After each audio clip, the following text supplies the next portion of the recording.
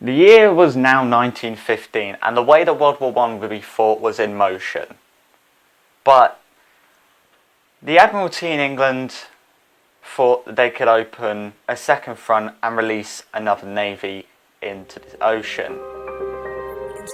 Now, this would be going up against one of the newest powers into the Central, but ultimately one of the most unexpected. And this would be at the Gallipoli Peninsula.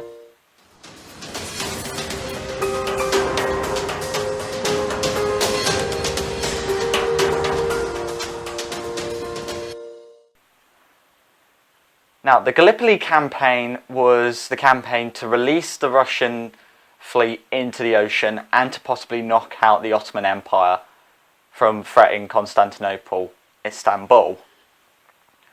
So, Lord of the Admiralty, Winston Churchill, yes, Winston Churchill, put forward a plan to use the British Navy to destroy Ottoman guns through the Dardanelles up towards Constantinople. This was obviously approved, but the vision that he had versus the reality were two completely different things. Obviously, the British Navy going up the Dardanelles was susceptible to Ottoman guns from both sides. Now, Winston Churchill thought that the Ottomans would be crude, restless, and, well, just how the Austro-Hungarian Empire was, on the brink of collapse. But he thought wrong. Now, a couple months in, they started thinking about landing on Gallipoli.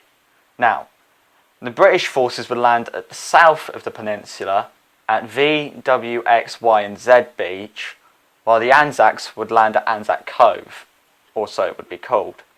The British had to take Achi Baba and then move up to the guns, while the Anzacs, which stands for Australian and New Zealand Army Corps, would have to take Maltepe and then move on to the Ottoman guns, allowing the British ships to move through the Dardanelles untouched. Now, the landings at Gallipoli was an absolute nightmare, because the British and Anzacs didn't go in specialised landing craft, they went in rowboats. And the Ottomans were sitting there with the advantage and waiting.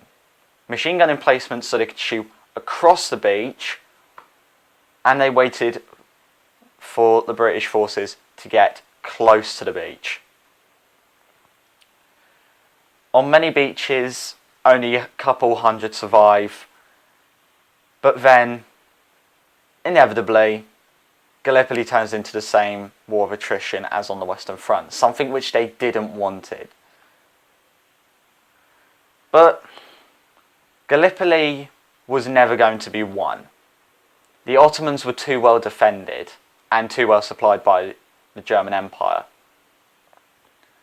So by latter of 1915, they called an evacuation order. This evacuation order drew every single British and Anzac troop out of Gallipoli.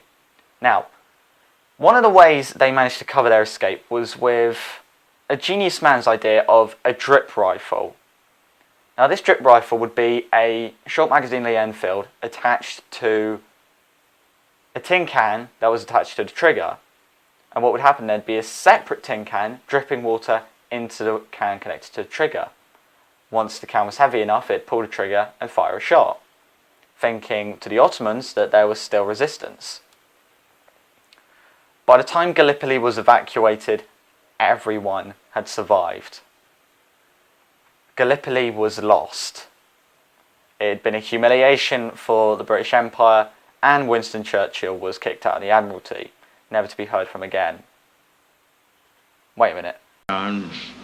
We shall fight in the fields and in the streets. We shall fight in the hills. We shall never surrender.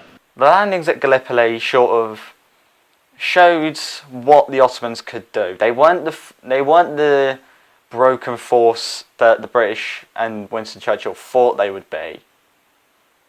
They were well equipped, they were well armed to defend their last pieces of land that they held, until Lawrence of Arabia comes on and starts the Arab revolt.